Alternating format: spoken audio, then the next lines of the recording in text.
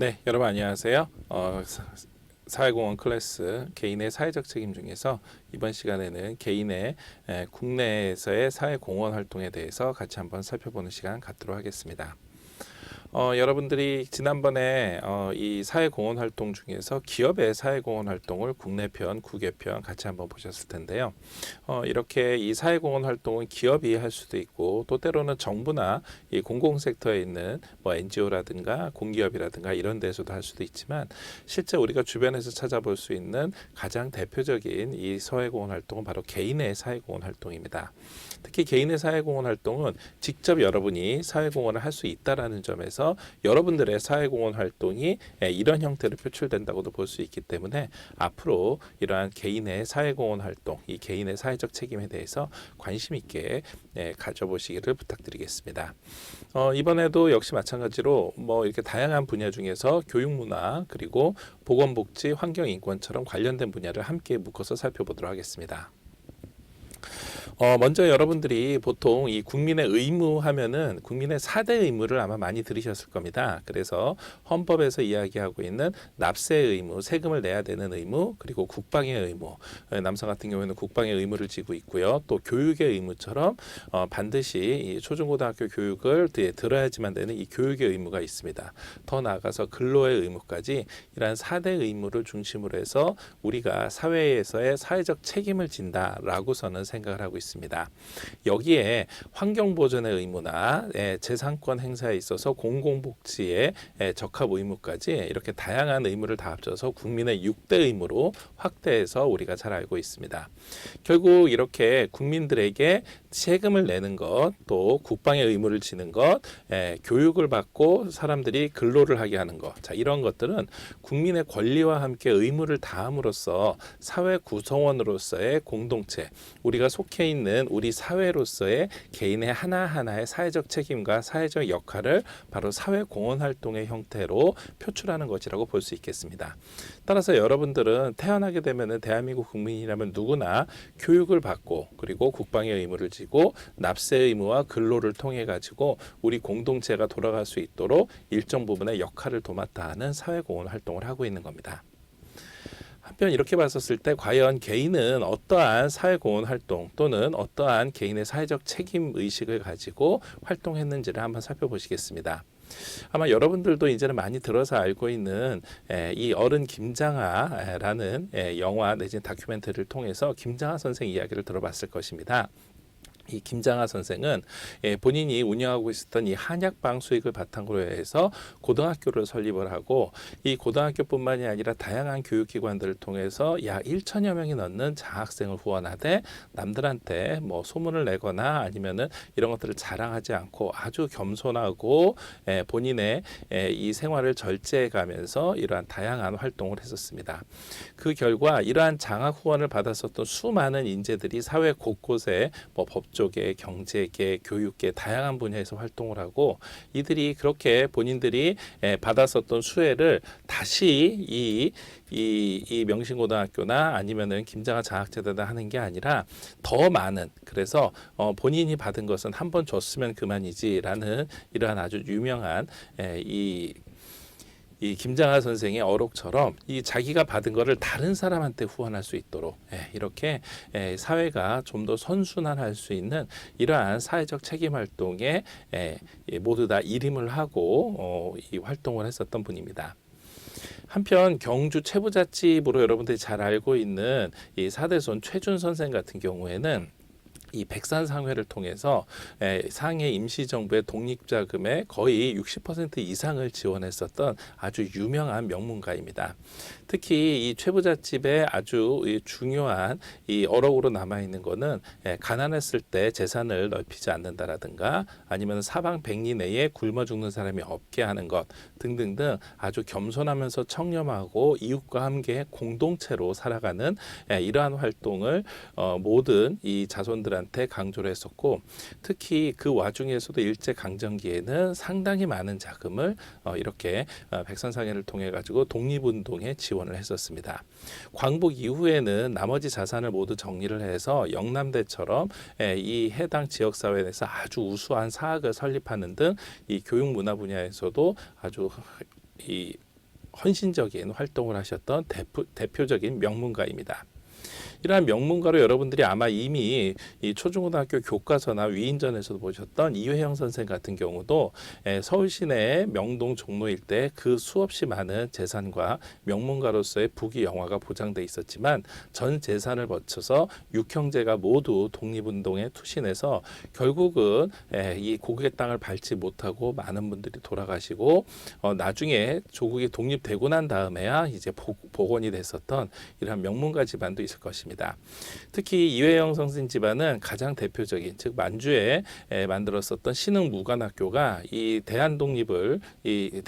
독립을 하는 데 있어서 아주 혁혁한 공을 세웠다는 점에서 결국 개인의 사회적 책임과 개인의 사회공헌 활동이 교육 문화 분야를 거쳐서 이 우리 국민의 지금의 편안한 삶 이렇게 행복하고 전 세계로 뻗어나갈 수 있는 대한민국의 국력에 저력이 됐다는 점에서도 큰 의미가 있다고 보겠습니다.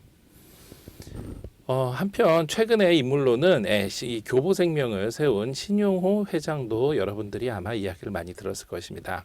사실 이 신용호 회장 같은 경우에는 일제강점기 때 중국에서 미국상을 통해 가지고 많은 재산을 모았었던 사업가입니다. 하지만 광복 이후에 고국으로 돌아와서 아주 피폐한 경제 환경, 특히 한국전쟁 이후에 거의 모든 산업 기반이 무너진 상태에서 이 도시에서 많은 사람들이 일자리가 없이 살아가는 것을 보고 과연 우리나라의 과연 이 미래를 생각할 때 어떤 것이 필요한지를 곰곰이 고민을 해본 결과 당시에 아무리 일이 힘들고 부모 세대가 어렵다 하더라도 자식만은 열심히 교육시키고 있는 이 대한민국의 교육열을 일찌감치 알아보고 이 오늘날의 교보생명 대한교육보험 이라는 회사를 설립을 하고 이 남자들의 담배값을 아껴서 자녀의 이 나중에 장학금으로 보탤 수 있다라는 이런 캐치플레이즈 하에 실제로 대한민국 1위의 보험회사로 설립시켰었던 장본인입니다. 특히 이 수익을 단순하게 새로운 기업 경영에다 투자를 하는 게 아니라 교보문고라는 그래서 오프라인상으로 70년대 80년대를 거치면서 대한민국에서 가장 큰 서점으로 성장하게 되는 교보문고를 창립을 해서 당시 수많은 관계자들이 서울 시내 종로 1번가의 가장 좋은 땅에 지하에 이러한 대형 서점을 만드는 것에 대해서 반대를 했지만 아주 유명한 문구죠. 사람은 책을 만들고 책은 사람을 만든다라는 이러한 이 캐치플레이즈 하에 실제로 우리의 민족 교육을 위해서 이 서점을 대형 서점을 만들어서 지금까지도 많은 사람들한테 귀감이 되고 있는 사례입니다. 이 라요한 선교사 같은 경우에는 19세기 말에 한국 성경을 최초로 번역을 한 인물입니다. 자, 그런데 이분 같은 경우에는 당시 한글이 우수하면서도 편리한 글자이지만 많은 사람들이 굉장히 답답한 형태로 모두 다 붙여쓰기 글자로 쓰는 걸 보고 서양식 이 띄어쓰기법을 최초로 도입을 해서 한글 성경을 번역하는 데 작업을 했습니다. 그 이후에 헐버트 박사가 더 개량을 해서 각종 문장 보호라든가 맞춤법 등이 상용화 됨으로써 그래서 이 존 로스라는 한국명으로는 라효한 이 선교사가 만들었었던 오히려 외국인이지만 우리의 한글을 이렇게 우리가 현대적으로 아주 편리하게 사용할 수 있는 현대식 언어로 만들 수 있는 데에 기여를 한 이러한 사회공헌 활동을 했었던 사례도 있습니다.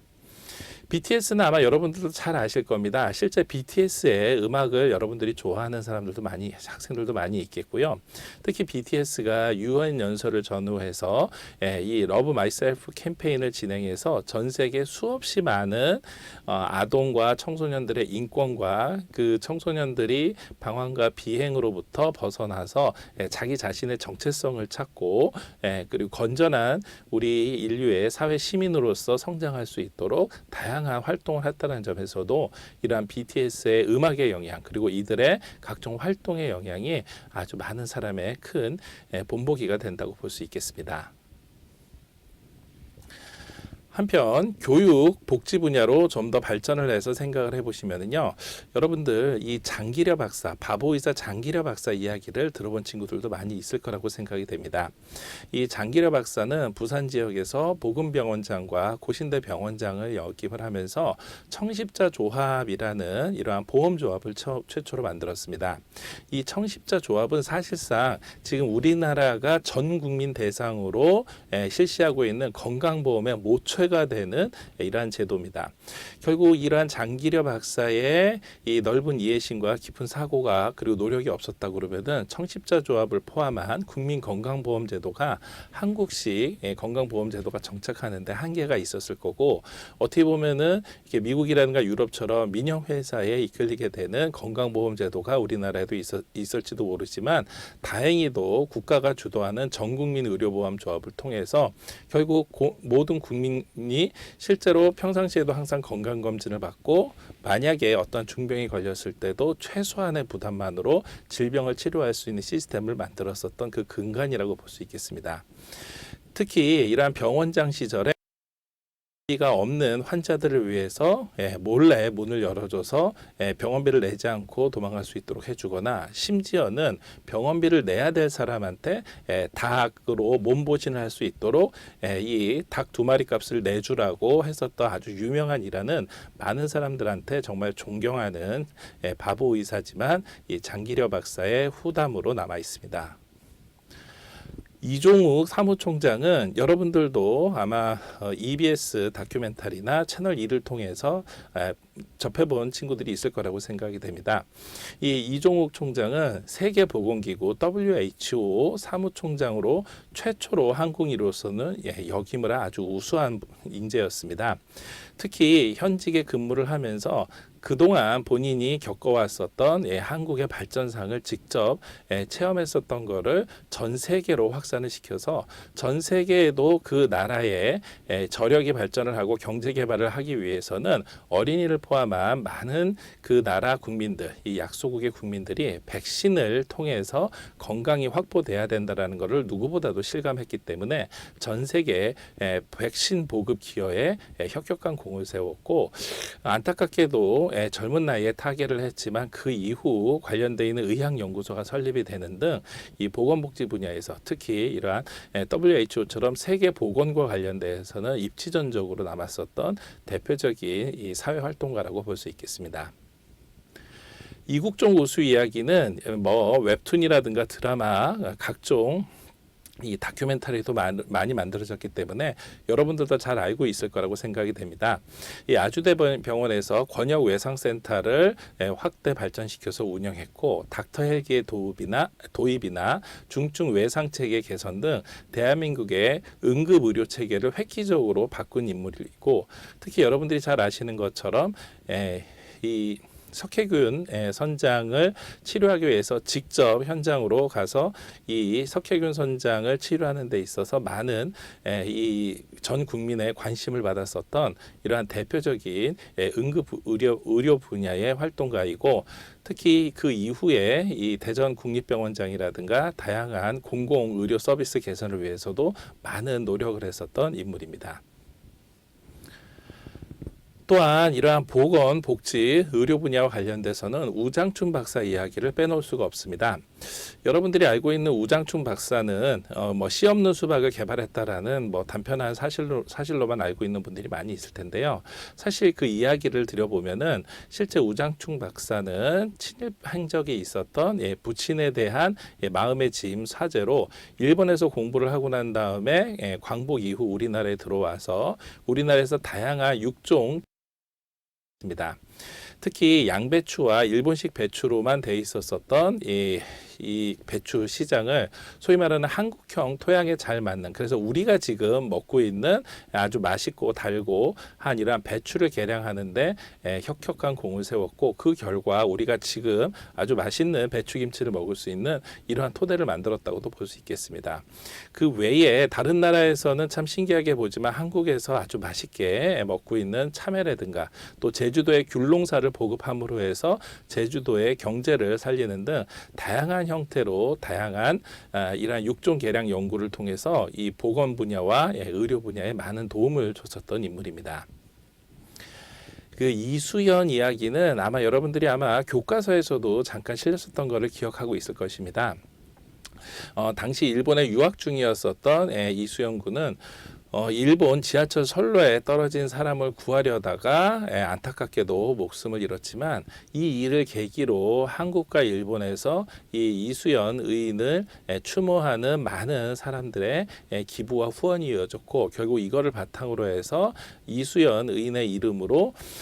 장학재단이 설립이 됐습니다. 이러한 장학재단을 통해서 한국과 일본 이 양 나라의 이 많은 학생들을 도와줄 수 있는 계기가 되었고 또 그러면서 이수연 의인이 본인이 희생을 해가면서 다른 사람의 목숨을 구했다라는 점을 모두 다 상기를 하고 더 많은 사람들의 이 도움과 이 도움을 주기 위해서 실제 이 장학재단에서 다양한 활동을 하고 있게 되는 계기가 되기도 했습니다. 마리안느와 마가렛 수녀 이야기는 실제 영화로도 만들어졌는데요. 이 두 수녀는 이 소록도에서 한센병 환자를 위해서 40여 년간 의료 봉사를 하고 마지막 임종까지 이곳에서 많은 사람들의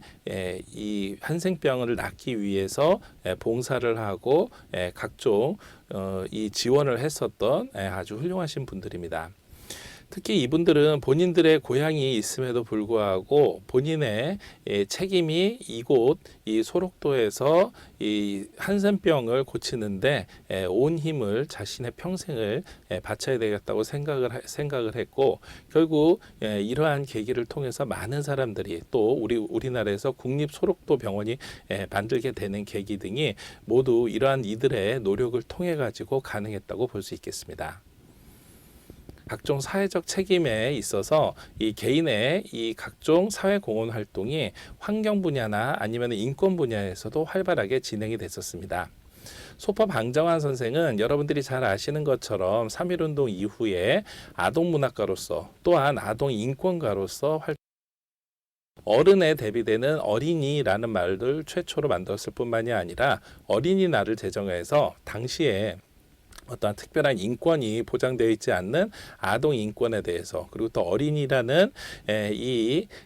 미성년자이면서도 나이 어린 사람들을 존중해 줄 수 있는 이러한 문화를 만드는데 기여를 했습니다. 전태일 열사는 1970년대에 근로기준법 준수를 주장하면서 분신을 해서 당시에 사망을 했지만 그 이후로 한국의 노동운동은 획기적으로 변화를 해서 소위 말하는 전태일 열사 이전과 전태일 열사 이후로 나누어질 정도로 다양한 이 분야에서 노동운동이 전개가 될 수 있는 계기를 마련했다는 점에서 한국 노동운동사에서 아주 중요한 인물로 평가를 받고 특히나 본인의 몸을 스스로 희생해 가면서까지 이러한 사회공헌 활동을 했다는 점에서 많은 사람들의 존경을 받고 있는 인물이기도 합니다. 한편 이러한 전태일 열사의 소위 말하는 아주 대학생 친구로 당시 불러지면서 이 이후에 전태일 열사의 평전, 전태일 평전을 집필을 하는데 그동안 전태일 열사의 이야기를 다 전하지 못했었던 것을 전태일 평전에 전했었던 조영래 변호사는 군부 독재 시절에는 다양한 부청 성고문 사건이라든가 다양한 인권 사건들을 해결하는 인권 변호사로도 활동을 했지만 결국 개인의 힘이 아니라 더 많은 변호사들의 힘을 모아서 이 민변을 설립하는 데 주도를 하고 이 민주화를 위한 변호사 모임의 이름도 직접 본인이 장명해 가면서 더 많은 개인의 힘을 모아서 사회를 변화시킬 수 있는 활동을 했었던 인물입니다. 오늘 우리가 환경과 인권 분야에서는 이렇게 과거에 있었던 인물도 있지만 지금 현재 우리가 같이 동시대에 살고 있는 인물들도 같이 볼 수 있다는 점에서 여러 가지 의의가 있다고 볼 수 있겠습니다. 이 환경이나 인권운동 분야에서 활동했었던 분들 중에 산악인 엄원길 씨 같은 경우에는 히말라야 를 본인이 많이 등반하면서 그동안 느꼈었던 것들을 직접 실천을 해서 히말라야 환경보호 캠페인과 네팔의 학교 설립과 같은 친환경 운동을 다양하게 하는 활동가로서 지금은 운동을 하고 있고요. 최열 운동가 같은 경우에는 처음에는 공해문제연구소라는 조그마한 연구소로 시작을 했지만 이러한 연구 활동을 사회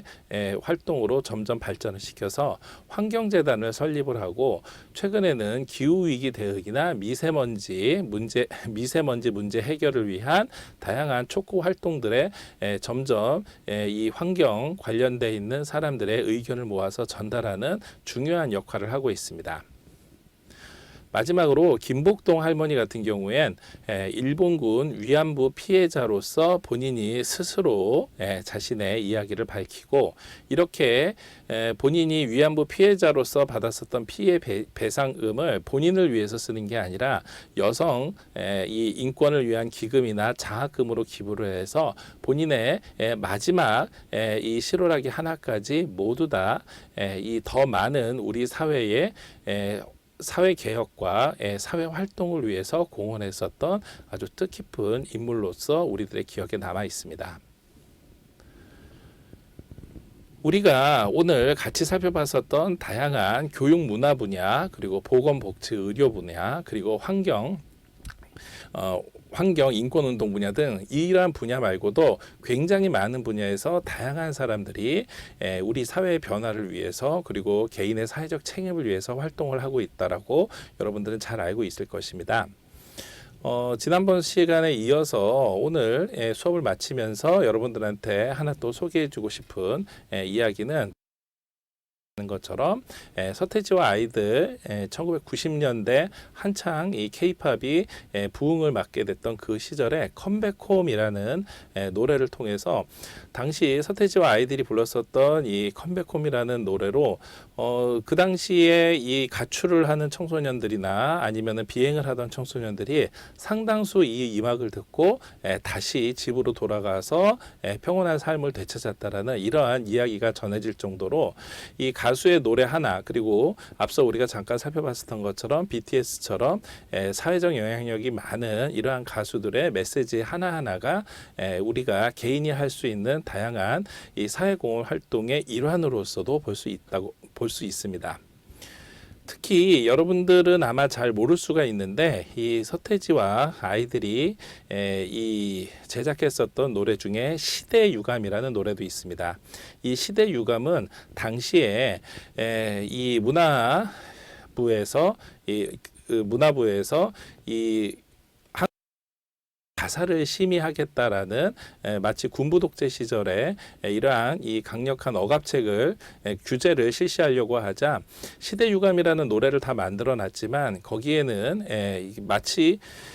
가사를 심의받을 거면은 이제 우리는 아예 가사를 쓰지 않겠다라는 그러한 마음으로 가사를 실지 않는 연주곡으로만 발표를 함으로 해서 더 많은 대중들, 더 많은 언론으로부터 관심을 갖고 결국은 이러한 이 서태지와 아이들을 비롯한 다양한 가수들의 의견을 함께 이끌어서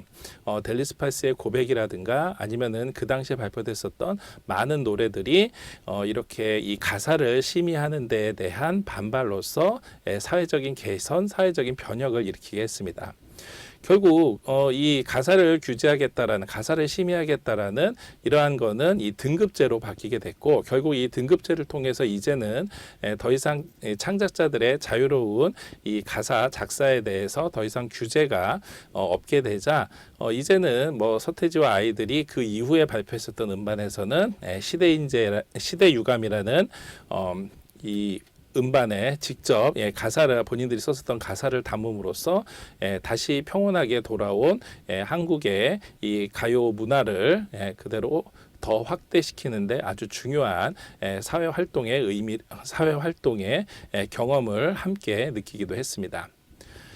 결국 어떻게 보면은 사회공헌 활동이라는 것은 우리가 앞서 봤었던 이 다양한 분야의 분들이 자기가 가지고 있었던 재능, 자기가 가지고 있었던 역량, 자기가 처해 있었던 그 환경을 바탕으로 해서 각자 자기가 하고 있던 일, 각자 자기가 관심이 있었던 분야, 이런 것에 최선을 다해서 활동을 하고 최선을 다해서 그러한 이 본인들의 실적을 쌓게 되면은 그게 다시 다른 사람들한테 오히려 선한 영향력, 다른 사람들한테 더 많은 메시지를 줌으로 해서 우리 사회가 비록 조금씩이지만 후퇴하지 않고 점점 앞으로 발전할 수 있는 이러한 계기가 된다라고도 볼 수 있겠습니다. 따라서 우리가 오늘 강의 제일 처음에 앞에서 봤었던 예를 들어서 국민의 4대 의무나 6대 의무뿐만이 아니라 단순하게 생각해 봤었을 때 여러분들이 1년에 한 번 내지는 2, 3년에 한 번씩 하게 되는 선거나 투표 같은 경우도 가능하면은 내가 찍을 사람이 없다라고 해서 여러분들이 이 귀찮게 생각하고 투표권을 포기하는 게 아니라 직접 여러분들이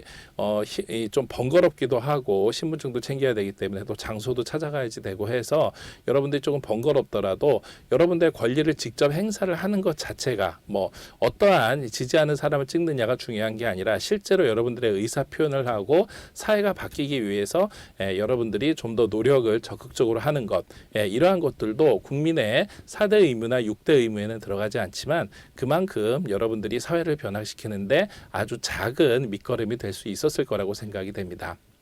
한편 꼭 서태지와 아이들 또 내지는 BTS 또 신해철처럼 이렇게 시대를 풍미하는 이러한 대표적인 뮤지션이 아니라 하더라도 여러분들이 소속되어 있는 조직, 여러분들이 일하고 있는 일터, 여러분들이 공부하고 있는 학교에서 최선을 다해서 활동하는 것 자체가 개인에게도 그리고 사회에게도 많은 변화를 일으킬 수 있는 사회공헌 활동의 일환이라는 것을 여러분들도 꼭 같이 실감했으면 하는 시간이었습니다.